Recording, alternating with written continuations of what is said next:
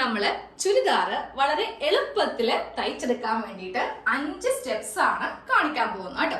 അപ്പൊ നിങ്ങളിപ്പോ അത്യാവശ്യം തയ്ക്കുന്നവരായിരിക്കാം, തയ്യൽ പഠിക്കുന്നവരായിരിക്കാം, ഇനി നല്ലപോലെ തയ്ക്കുന്നവരായിരിക്കാം. എന്നാലും നിങ്ങൾ ഇതിന്റെ വീഡിയോ ഒന്ന് കണ്ടു നോക്കിയാണെങ്കിൽ നിങ്ങൾക്ക് ഒത്തിരി ഉപകാരപ്പെടുന്ന 5 സ്റ്റെപ്സ് ആണ് കാണിക്കാൻ പോകുന്നത് കേട്ടോ. ഇപ്പൊ ചിലരെ സംബന്ധിച്ച് കട്ടിങ് വളരെ ഈസി ആയിരിക്കും, പക്ഷേ സ്റ്റിച്ചിങ് ആയിരിക്കും കുറച്ച് താമസം. അപ്പോൾ അതെങ്ങനെ പെട്ടെന്ന് ചെയ്തെടുക്കാം, അതായത് ഞാനിപ്പോ കാണിക്കുന്ന ഈ ഒരു മെത്തേഡ് നിങ്ങൾ ഫോളോ ചെയ്യുവാണെങ്കിൽ വളരെ പെട്ടെന്ന് നിങ്ങൾക്ക് ചുരിദാർ തയ്ച്ചെടുക്കാം.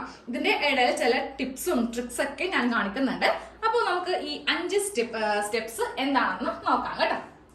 നമുക്കപ്പോ ആദ്യമേ ഇതിൽ എന്തൊക്കെ കഷ്ണങ്ങളാണ് ഉള്ളതെന്ന് നോക്കാം കേട്ടോ. കുറേ അധികം പീസസ് നമ്മൾ ഒറ്റ ഒരു ഇതാക്കി തയ്ക്കുമ്പോഴാണ് ഏതെങ്കിലുമൊക്കെ ഒരു ഡ്രസ്സ് ആവുന്നത് അല്ലെ. നൈറ്റി ആവാം, ചുരിദാർ ആവാം, കുട്ടികളുടെ ഡ്രസ്സ് ആവാം, ബ്ലൗസ് ആവാം. കുറേ അധികം കഷ്ണങ്ങൾ നമുക്കിതിൽ കുഞ്ഞി കുഞ്ഞി തുണികളായിരിക്കും ഉണ്ടാവുക. അപ്പൊ ഞാനിപ്പോ എടുത്തിരിക്കുന്നത് അംബ്രല്ല കുർത്തി ആയത് കൊണ്ടിട്ട് എനിക്കിതിൽ സ്കേർട്ട് പോർഷനും യോക്ക് പോർഷനും വേറെയാണ് കേട്ടോ. അപ്പോൾ ഫസ്റ്റ് നമുക്ക് ഇതിൽ 2 ക്രോസ് പീസ്, അതിപ്പോ എന്ത് നമ്മൾ ചെയ്യുമ്പോഴാണെങ്കിലും ബാക്ക് നെക്ക് ചെയ്യാൻ വേണ്ടിയിട്ട് നമ്മൾ ഇതുപോലത്തെ ക്രോസ് പീസ് വെച്ചിട്ടാണ് ചെയ്യുന്നത്. അപ്പോൾ അതുണ്ട്. പിന്നെ എന്താ ഉള്ളത്, 2 സ്ലീവ് ഉണ്ടാവും അല്ലെ. ഇതാ 2 സ്ലീവ് ഉണ്ട്. പിന്നെ യോക്ക് പോർഷന് വേണ്ടിയിട്ട് ഇത് ബാക്ക് പോർഷൻ, ഇത് ഫ്രണ്ട് പോർഷൻ. ഏലയിലാണ് അല്ലെങ്കിൽ സ്ലിറ്റ് ഉള്ളതൊക്കെ ആണെങ്കിൽ നമുക്ക് ഇതുപോലെ സെപ്പറേഷൻ ഉണ്ടാവത്തില്ല, ഒരൊറ്റ പീസ് ആയിരിക്കും ഉണ്ടാവുന്നത് കേട്ടോ. അപ്പൊ ഇത് യോക്ക് വരുന്ന കൊണ്ടിട്ട് യോക്കും സ്കേർട്ടും സെപ്പറേറ്റഡ് ആണ്. ഇതാണ് ഇതിന്റെ സ്കേർട്ട് പോർഷൻ. അപ്പൊ ഇത്രയും തുണികൾ എല്ലാം കൂടെ നമ്മൾ ഒരുമിച്ച് തയ്ക്കുമ്പോഴാണ് നമുക്കൊരു ഡ്രസ്സായി കിട്ടുന്നത്. ബ്ലൗസ് ഒക്കെ ആണെങ്കിൽ കുറച്ചധികം കഷ്ണങ്ങൾ നമുക്ക് ഉണ്ടാവും. ഓക്കെ, അപ്പൊ നമുക്ക് ഇനി ഇതിന്റെ ഫസ്റ്റ് സ്റ്റെപ്പിലേക്ക് പോവാം. ഇതെല്ലാം ഞാനിപ്പോ മിഷന്റെ ഒരു സൈഡിലേക്ക് അങ്ങോട്ട് വെക്കുവാണ് കേട്ടോ. ഇതിൽ നിന്ന് ആദ്യം നമ്മൾ എടുക്കേണ്ടത് നമ്മളുടെ സ്ലീവ് ആണ്. സ്ലീവ് എടുക്കാം. നമ്മൾ തയ്ച്ചു കൊണ്ട് നിൽക്കുന്നതിന്റെ ഇടയിലാണ്, അതായത് ഫ്രണ്ട് നെക്കും ബാക്ക് നെക്കും ഷോൾഡർ ഒക്കെ എല്ലാം ജോയിന്റ് ചെയ്ത് കഴിയുമ്പോഴാണ് നമ്മൾ ഈ സ്ലീവ് തയ്ക്കാൻ പോകുന്നത്. അപ്പൊ ഈ സ്ലീവ് തയ്ക്കുമ്പോൾ നമ്മൾ ഇതിന്റെ ഈ താഴെ ഭാഗം ആദ്യമേ തന്നെ അങ്ങോട്ട് തയ്ച്ചു വെച്ചേക്കാം കേട്ടോ. അപ്പൊ നമുക്ക് ഇതിന്റെ ഇടയിൽ ഇതുപോലത്തെ കുഞ്ഞി കുഞ്ഞി തയ്യൽ വരത്തില്ല. തയ്യൽ നോൺ സ്റ്റോപ്പ് പോകുമ്പോഴാണ് ഫാസ്റ്റ് ആയിട്ട് കഴിയുക. അത് മാത്രമല്ല, ഇടക്കിടക്ക് ഇതുപോലത്തെ കുറച്ച് ചില പണികളൊക്കെ വരുമ്പോൾ നമുക്ക് ഇതിനോടൊരു മടുപ്പും അതുപോലെ ഒരു ഇഷ്ടക്കേടും ഒരു എന്താ പറയാ ഇൻട്രസ്റ്റ് തോന്നാതൊക്കെ ഇരിക്കും. അപ്പൊ എന്ത് ചെയ്യാം, ഇൻട്രസ്റ്റ് തോന്നാൻ വേണ്ടിയിട്ടും പെട്ടെന്ന് ഈ പണി കഴിയാൻ വേണ്ടിയിട്ടും നമ്മൾ ഇതുപോലത്തെ ഈ കുഞ്ഞി കുഞ്ഞി പണിയൊക്കെ അങ്ങോട്ട് വേഗം അങ്ങോട്ട് മാറ്റി വെച്ചേക്കാം. അപ്പോൾ നമ്മുടെ ഫസ്റ്റ് സ്റ്റെപ്പിൽ ചെയ്യേണ്ടത് സ്ലീവ് എടുത്തിട്ട് സ്ലീവിന്റെ ഉൾവശം വെക്കുക. എന്നിട്ട് ഇങ്ങനെ അങ്ങോട്ടൊന്ന് ഇതൊന്ന് മടക്കി 2 സ്ലീവിന്റെയും താഴെ ഭാഗം മടക്കി തയ്ക്കലാണ് ആദ്യത്തെ സ്റ്റെപ്പിലുള്ളത് കേട്ടോ. അപ്പൊ ഞാനിത് പെട്ടെന്നൊന്ന് തയ്ച്ചെടുക്കട്ടെ. സ്ലീവിന്റെ താഴെ ഭാഗം ഇങ്ങനെ അങ്ങോട്ട് മടക്കി അടിച്ചു കഴിഞ്ഞിട്ടുണ്ട്. അപ്പൊ ഇനി ഇതങ്ങോട്ട് ഒരു മിഷന്റെ സൈഡിലേക്ക് മാറ്റി വെക്കാം. നമുക്കിത് അവസാനം കുറച്ച് കഴിയുമ്പോൾ മാത്രം മതി, അതങ്ങോട്ട് മാറ്റി വെച്ചു. അപ്പോൾ അതാണ് നമ്മളുടെ ഫസ്റ്റ് സ്റ്റെപ്പിൽ ഞാൻ ഉൾപ്പെടുത്തിയിരിക്കുന്നത് കേട്ടോ. ഇനി നമുക്ക് ഇതിന്റെ രണ്ടാമത്തെ സ്റ്റെപ്പിലേക്ക് പോവാം. അതിൽ വരുന്നതാണ് ഈ ഒരു ക്രോസ് പീസിന്റെയൊക്കെ സ്റ്റിച്ച് ആണ് അതിൽ വരുന്നത് കേട്ടോ. അതായത് 2 ക്രോസ് പീസ് എടുത്തിട്ട് അതൊക്കെ ഒന്ന് ജോയിൻ ചെയ്തിട്ട് കറക്റ്റ് തയ്ച്ചു വെക്കുക. അതുപോലെ തന്നെ ഫ്രണ്ട് നെക്ക് നിങ്ങൾ ക്യാൻവാസ് വെച്ചിട്ടാണ് ചെയ്യുന്നതെങ്കിൽ അതൊക്കെ ഇപ്പൊ തന്നെ പോയി ഒട്ടിച്ചൊക്കെ എടുത്ത് അതിന്റെ സൈഡൊക്കെ ഒന്ന് കട്ട് ചെയ്ത് നമ്മളിങ്ങനെ തുണിയൊന്ന് മടക്കിയൊക്കെ തയ്ക്കത്തില്ലേ, അതുപോലെയൊക്കെ ഒന്ന് റെഡിയാക്കി വെക്കുക. ഇടക്കിടക്ക് ഇതുപോലത്തെ അൽക്കുലത്ത് പണിയൊക്കെ നമ്മൾ അങ്ങോട്ട് നേരത്തെ അങ്ങോട്ട് മാറ്റി വെച്ചേക്കാം കേട്ടോ. അപ്പൊ ആദ്യമേ ഈ ക്രോസ് പീസിന്റെ നല്ല വശവും തമ്മിൽ ഇങ്ങനെ വെച്ചിട്ടൊന്ന് ജോയിൻ ചെയ്യുക. എന്നിട്ട് ഓപ്പൺ ചെയ്തിട്ട് ഇതിങ്ങനെ 2 ആക്കി നമ്മൾ മടക്കി അടിക്കത്തില്ലേ, അതുപോലെയൊക്കെ ഒന്ന് റെഡിയാക്കി വെച്ചേക്കാം. ഞാനപ്പോ ഓൾറെഡി ഇതിന്റെ ഫ്രണ്ട് നെക്ക് തയ്ച്ചെടുത്തിട്ടുണ്ട്. ഞാനൊരു വീഡിയോയിൽ ഇത് കാണിച്ചു തന്നിട്ടുള്ളതാണ്. അപ്പൊ അതുകൊണ്ടിട്ട് എനിക്കിപ്പോ ഈ ക്യാൻവാസ് വെച്ച് തന്നെയാണ് ഞാനിത് ചെയ്തത് കേട്ടോ.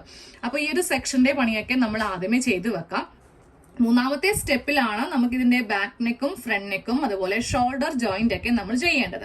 ഈ സ്റ്റെപ്പ് വൈസ് ആകുമ്പോൾ ഉണ്ടല്ലോ നമുക്ക് വളരെ ഈസി ആയിട്ട് ഒരു 5 മിനിറ്റ് പോലും വേണ്ട നമുക്ക് ഇതുപോലത്തേക്ക് ഒരു കുർത്തി തയ്ച്ചെടുക്കാൻ വേണ്ടി. കട്ടിങ് ആയിരിക്കും നിങ്ങൾക്ക് കുറച്ച് ബുദ്ധിമുട്ടായിട്ട് വരിക, സ്റ്റിച്ചിങ്ങും ചിലവർക്ക് ബുദ്ധിമുട്ടാണ്. പക്ഷെ ഇതുപോലത്തെ സ്റ്റെപ്പ് നിങ്ങൾ ഫോളോ ചെയ്യുവാണെങ്കിൽ കട്ടിങ്ങിനേലും എളുപ്പമായിരിക്കും സ്റ്റിച്ച്. ഒരു തരി പോലും അറിയത്തില്ല കേട്ടോ. സ്റ്റിച്ച് നമ്മൾ ചെയ്യുന്നത് ഒരു ബുദ്ധിമുട്ടോ ഒന്നും തന്നെ നമ്മൾ അറിയാതെ നമുക്ക് ചെയ്തു പോവാം.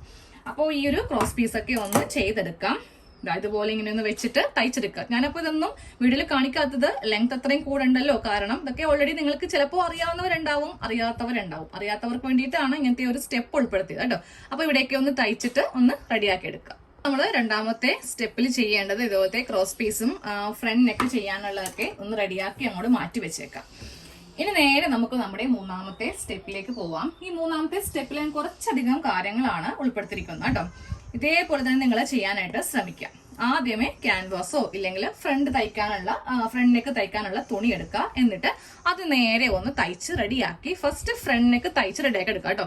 ഞാനിപ്പോ ഇത് കുറെ നാൾക്ക് മുമ്പ് ഈ ഒരു വീഡിയോ ഓൾറെഡി ടൈലറിംഗ് ക്ലാസ്സിലാന്ന് തോന്നുന്നു എടുത്തിട്ടുണ്ടായിരുന്നു. ഇതുപോലെ ഇവിടെ ഇങ്ങനെ ഒരു പൈപ്പിംഗ് ഒക്കെ വെച്ചിട്ട് ചെയ്ത ഒരു നെക്കാണ് ഈ കാണുന്നത് കേട്ടോ.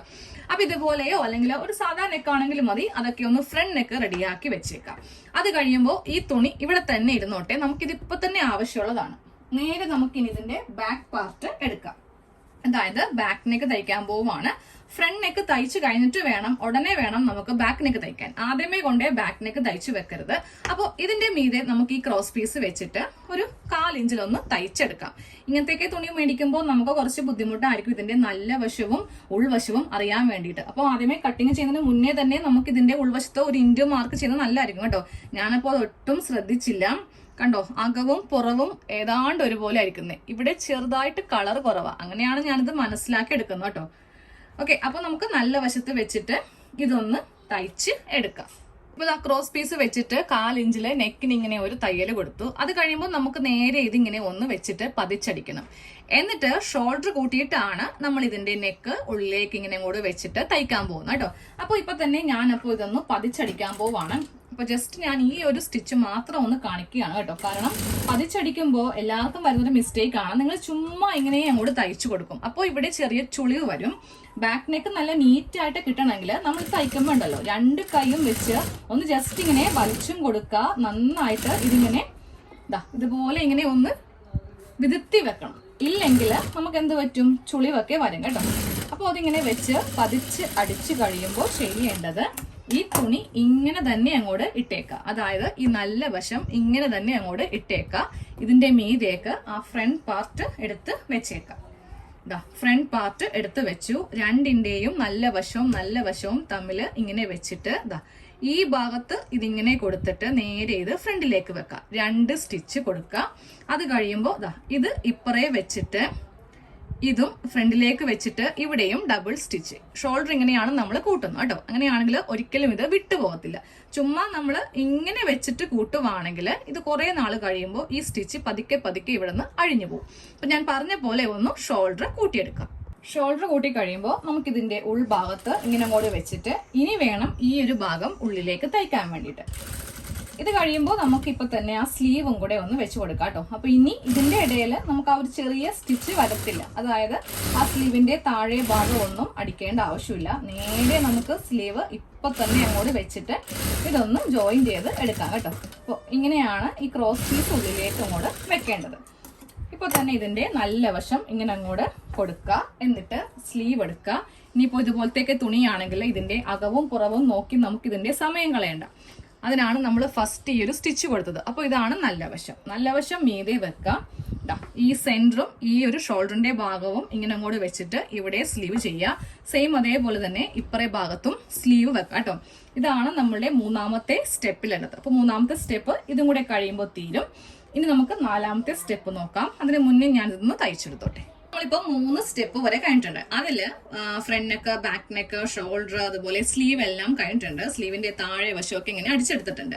ഇനി 4ാമത്തെ സ്റ്റെപ്പിൽ വേണം, അതായത് ഏതാണ്ട് ഒരു അവസാനമാകുമ്പോൾ വേണം നമുക്ക് ഇതിന്റെ യോക്കും സ്കേർട്ടും തമ്മിൽ അറ്റാച്ച് ചെയ്യാൻ വേണ്ടിയിട്ട്. നിങ്ങൾ ചിലപ്പോൾ അറിയാൻ പറ്റില്ല, കുറെ പേർക്കൊന്നും അറിയാൻ പറ്റില്ല. നിങ്ങൾ ആദ്യമേ എന്ത് ചെയ്യും, ഇതുപോലത്തേക്ക് കുർത്തീസ് ആണ് ചെയ്യുന്നതെങ്കിൽ ഫസ്റ്റ് തന്നെ കൊണ്ട് ഈ യോക്കും സ്കേർട്ടും തമ്മിൽ അറ്റാച്ച് ചെയ്ത് വെക്കും. ഫ്രണ്ടും അതുപോലെ ബാക്കും അങ്ങനെ ചെയ്യും കേട്ടോ. അപ്പൊ നമുക്ക് ഈ നെക്കും അതുപോലെ സ്ലീവ് ഒക്കെ ചെയ്യാൻ നേരത്ത് ഒത്തിരി ബുദ്ധിമുട്ടായിരിക്കും. ഇതുപോലത്തെ കുഞ്ഞി കഷ്ണമാണ് നമ്മുടെ ടേബിളിലുള്ളതെങ്കിൽ നമുക്ക് വളരെ ഈസി ആയിട്ട് ഓരോ ഭാഗവും ഇങ്ങനെ വെച്ചിട്ട് തയ്ച്ചു പോവാം.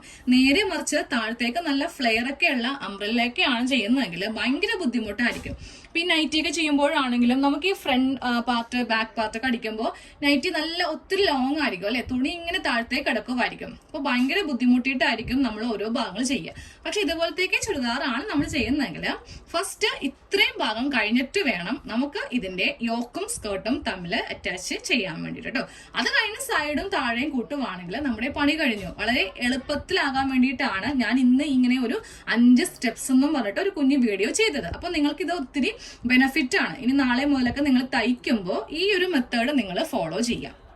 തുടക്കം തന്നെ കൊണ്ടേ സ്കേർട്ടും അതുപോലെ യോക്കും തമ്മിലൊന്നും അറ്റാച്ചിങ് ചെയ്യരുത് കേട്ടോ. നമുക്ക് ഇതിന്റെ നല്ല വശവും തമ്മിൽ വെച്ചിട്ട് ഈ ഒരു ഭാഗം ഇങ്ങനെ ഒന്ന് കൂട്ടി എടുക്കാം കേട്ടോ. ഇതേപോലെ തന്നെ ഇപ്പുറത്തെ ഭാഗം ചെയ്യാം. ഇതാണ് നമ്മുടെ 4ാമത്തെ സ്റ്റെപ്പ്. എല്ലാവരും ഇത് തന്നെ ഒന്ന് ഫോളോ ചെയ്യാനായിട്ട് ശ്രദ്ധിക്കുക കേട്ടോ, തയ്ക്കുമ്പോൾ ഈസി ആവാൻ വേണ്ടിയിട്ട്. 5ാമത്തേതില് വളരെ ഈസിയാണ്. നമ്മൾ സൈഡൊക്കെ ഒന്ന് കൂട്ടാൻ പോവാണ്. താഴെ ഭാഗം എങ്ങനെ നീറ്റായിട്ട് തയ്ക്കാന്ന് കാണിച്ചത്. നമ്മുടെ അവസാനത്തെ സ്റ്റെപ്പാണിത്. അതായത് ഇതിന്റെ സൈഡ് അടിക്കുക, അതുപോലെ തന്നെ താഴെ ഒന്ന് മടക്കടിക്കുക കേട്ടോ. ചെസ്റ്റിന്റെ ഭാഗമൊക്കെ നമ്മൾ എല്ലാ ഭാഗത്തും 2 ഇഞ്ചാണ് തയ്യൽ തുമ്പ് കൊടുത്തിരിക്കുന്നത്. അത് കണക്കാക്കി ഇങ്ങനെ അങ്ങോട്ട് വെച്ചിട്ട് തയ്ച്ച് എടുക്കാം. 2 യോക്ക് വരുമ്പോഴും ജസ്റ്റ് ഇങ്ങനെ വെക്കാം. ഈ തുണി ഇങ്ങനെ മുകളിലേക്ക് വെച്ച് കൊടുക്കാം. എന്നിട്ട് ഇവിടെയും ഇങ്ങനെ ഒന്ന് സ്റ്റിച്ച് കൊടുക്കാം. താഴത്തേക്ക് വരുമ്പോൾ ഈ ഒരു 2 ഇഞ്ച് എന്നുള്ളത് ഒരു 3/4 ഇഞ്ച് വീതിക്ക് തയ്ച്ചാൽ മതി. അപ്പൊ ഇതേപോലെ തന്നെ തൊട്ടപ്പുറത്തെ ഭാഗവും ചെയ്തെടുക്കാം. താഴെ ഭാഗം മടക്കുന്നോ ഞാൻ കാണിക്കാം. അത് ഒന്ന് നമ്മൾ ഉരുട്ടി ചെയ്യേണ്ടതുണ്ട്. പ്രത്യേകിച്ച് ഇതുപോലത്തെ സാധാരണ മെഷീനിലൊക്കെ നമ്മൾ ചെയ്യുമ്പോൾ നല്ല വൃത്തിയായിട്ട് കിട്ടാൻ വേണ്ടിയിട്ട് 2 തവണയായിട്ട് നമുക്ക് ചെയ്തെടുക്കണം. അപ്പോൾ ഇതേപോലെ തന്നെ ഇപ്പുറത്തും ചെയ്തിട്ട് അതൊന്ന് കാണിക്കാം. താഴെ ഭാഗം തയ്ക്കുമ്പോഴല്ലോ ഫസ്റ്റ് ഇതുപോലെ ഒരു 1/4 ഇഞ്ച് മടക്കുക. എന്നിട്ട് ഫുൾ റൗണ്ട് ചെയ്ത് തയ്ക്കണം. അത് കഴിയുമ്പോൾ ഒന്നും കൂടെ മടക്കിയിട്ട് വേണം നമുക്ക് ഇതുപോലെ അംബ്രല്ലേക്ക് ചെയ്യുമ്പോൾ ഇതിന്റെ താഴെ ഒന്ന് അടിച്ച് എടുക്കാനായിട്ട്. എന്നാലേ ആ ഒരു ഭംഗിക്ക് വരുള്ളൂ കേട്ടോ.